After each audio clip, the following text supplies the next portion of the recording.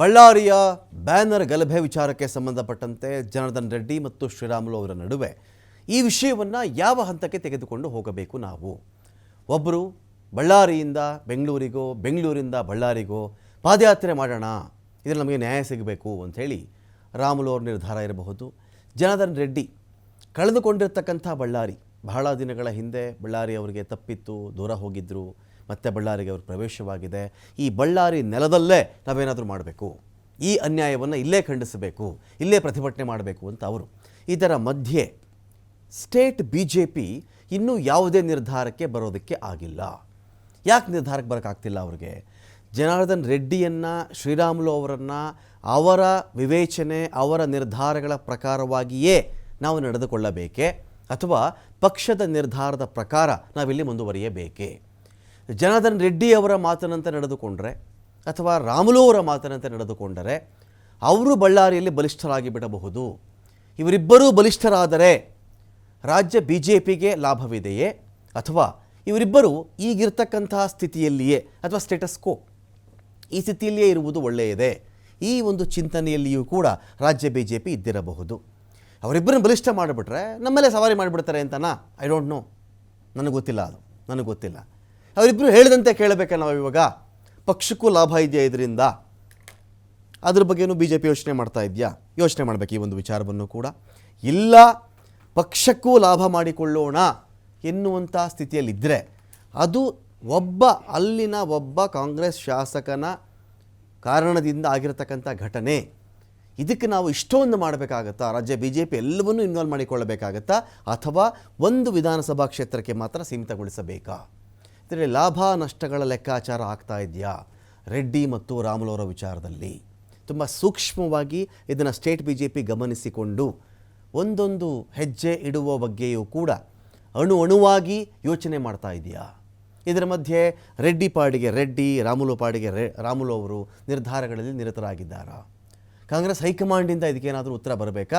ಒಂದು ವೇಳೆ state BJP ಏನು ಮಾಡದೇ ಇದ್ರೂ ರಾಮುಲು ಪಾಡಿಗೆ ರಾಮುಲು, ರೆಡ್ಡಿ ಪಾಡಿಗೆ ರೆಡ್ಡಿ ಪ್ರತಿಭಟನೆಯನ್ನು ಮಾಡಿ ಪಾದಯಾತ್ರೆಯನ್ನು ಮಾಡ್ತಾರಾ? ಎಲ್ಲ ವಿಚಾರಗಳಿಗೆ ಸಂಬಂಧಪಟ್ಟ ಡಿಬೇಟ್ ಇರುತ್ತೆ. ಇದೇ ವಿಚಾರಗಳಿಗೆ ಸಂಬಂಧಪಟ್ಟಂತೆ ಯಾರ್ಯಾರು ಯಾವ್ಯಾವ ನಿಲುವಿನಲ್ಲಿ ಇದ್ದಾರೆ, ಅವರೇನೇನು ಮಾತಾಡ್ತಾ ಇದ್ದಾರೆ ನೋಡಿ. ಅವರು ತೆಲುಗಲ್ಲಿ ಮಾತಾಡಿರೋದು ಟೋಟಲ್. ನಿಮಗೆ ಮೋಸ್ಟ್ಲಿ ಕೆಲವೊಬ್ಬರಿಗೆ ಲೋಕಲ್ ಬಳ್ಳಾರಿ ಅವರಿಗೆ ಕ್ಯಾಚ್ ಆಗುತ್ತೆ ಅದು. ಮತ್ತೆ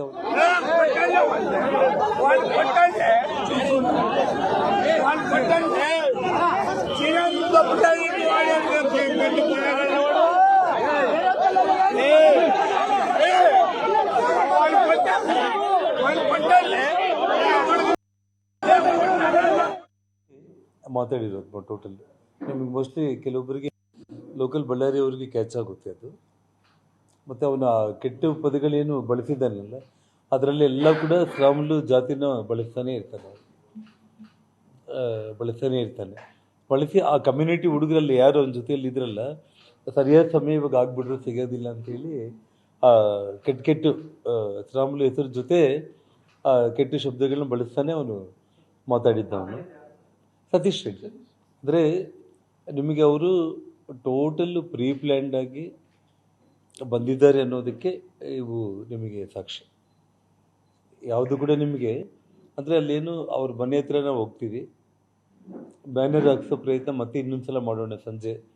ಅದೇ ಇವತ್ತು ಬಳ್ಳಾರಿಯಲ್ಲಿ ದೊಡ್ಡ ಮಟ್ಟದ ರ್ಯಾಲಿ ಮೂಲಕ ಪಾದಯಾತ್ರೆ ಒಂದು ವಿಷಯದಲ್ಲಿ ಕಂಪ್ಲೀಟ್ ಒಂದು ರೂಟ್ ಮ್ಯಾಪ್ಗಳಾಗಿರಲಿ, ಪ್ಲ್ಯಾನಿಂಗ್ ಆಗಲಿ, ಯಾರ್ಯಾರು ಪಾಲ್ಗೊಳ್ಳೋದಾಗಲಿ, ಹೇಗೆ ಅನ್ನೋದ್ರ ಬಗ್ಗೆ ಇವತ್ತು ಮಾಡಲಿ ಬೇಡ. ಪಾದಯಾತ್ರೆ ಮಾಡಿದ್ದು ಸ್ಪೆಸಿಫಿಕ್ ರೀಸನ್ಗೋಸ್ಕರ. ಲೋಕಾಯುಕ್ತ ಅವತ್ತು ಸಂತೋಷ್ ಹೆಗ್ಡೆ ಅವರು ರಿಪೋರ್ಟ್ ಕೊಟ್ಟಿದ್ರು.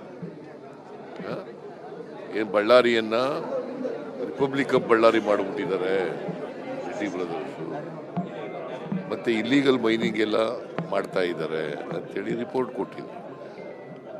ನಾನು ಅದನ್ನು ಚರ್ಚೆ ಮಾಡಿದಾಗ ಅಸೆಂಬ್ಲಿನಲ್ಲಿ ರೆಡ್ಡಿ ಬ್ರದರ್ಸು ನನ್ನ ಮೇಲೆ ಮೈ ಮೇಲೆ ಬಿದ್ದರು, ಯಡಿಯೂರಪ್ಪ ಮೈ ಮೇಲೆ ಬಿದ್ದು. ಬ್ಯಾನರ್ ನಿಮ್ಮ ಮನೆ ಮುಂದೆ ಹಾಕಿದ್ರೆ ಬ್ಯಾನರ್ ಹಾಕಿದ್ದನ್ನು ಕಿಚ್ಚಣ ಬ್ಯಾನರ್ ವಿಚಾರದ ಪಾದಯಾತ್ರೆ ಯಾವ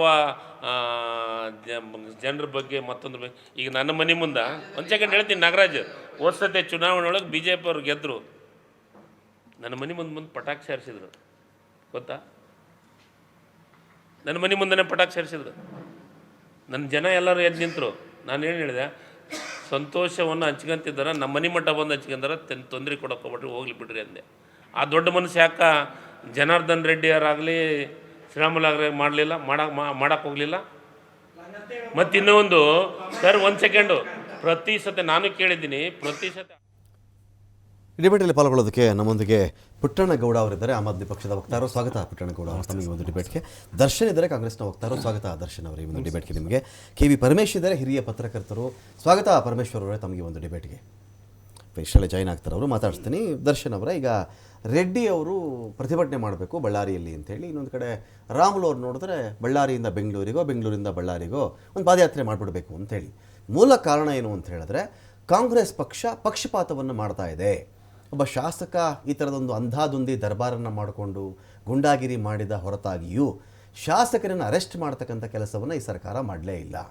XYZ ಒಂದು ಮರ್ಡರ್ ಆದ ತಕ್ಷಣ ಸಸ್ಪೆಕ್ಟ್ಸ್, ಆರೋಪಿಗಳು ಅಂತ ಬಂದಾಗ ಕರ್ಕೊಂಬಂದು ಇನಿಷಿಯಲ್ ವಿಚಾರಣೆ ಮಾಡೇ ಮಾಡ್ತಾರಪ್ಪ. ಬೈರತಿ ಬಸವರಾಜ್ ಹಿಂದೆ ಓಡಲಿಲ್ವಾ? ಹಿಂದೆ ಸರ್ಕಾರದ ಪೊಲೀಸರು ಓಡಾಡಿದ್ರು ತಾನೆ. ಎಲ್ಲಿ ಬೈರತಿ, ಯಾರೋ ಆವಾಜ್ ಹಾಕ್ದ, ಯಾರೋ ಸಾಯಿಸ್ಬಿಟ್ಟ, ಜಗ್ಗ, ಅವನು ಇವನು ಬಿಕ್ಲು ಶಿವ, ಇಂಥ ಕೇಸಲ್ಲಿ ಬೈರತಿ ತಲೆ ಮರೆಸ್ಕೊಂಡ್ಬಿಟ್ರಲ್ಲ. ಅಲ್ಟಿಮೇಟ್ಲಿ ಏನಕ್ಕೆ ಅರೆಸ್ಟ್ ಮಾಡಬೇಕು, ವಿಚಾರಣೆ ಮಾಡಬೇಕು ಅಂತ. ಕೇಸ್ ಏನಾಗಲಿ, ತಪ್ಪಲ್ವೋ, ಕನಿಷ್ಠ ಪಕ್ಷ ಒಂದು ಇಂಟ್ರಾಗೇಷನ್ ಕೂಡ ಆಗಲಿಲ್ವಲ್ಲ ಭರತ್ ರೆಡ್ಡಿದು ಅಂತೇಳಿ ರೆಡ್ಡಿ ಇಲ್ಲಿ ನ್ಯಾಯ ಕೇಳ್ತಾ ಇದ್ದಾರಾ, ಅಥವಾ ಈ ಒಂದು ನೆಪ ಮಾಡಿಕೊಂಡು ಪೊಲಿಟಿಕಲ್ಲಿ ರೀಎಸ್ಟಾಬ್ಲಿಷ್ ಆಗಬೇಕು in the region of Bellare ಅಂಥೇಳಿ ಆರ್ ದೇ ಟ್ರೈಯಿಂಗ್ ಅಂತೇಳಿ?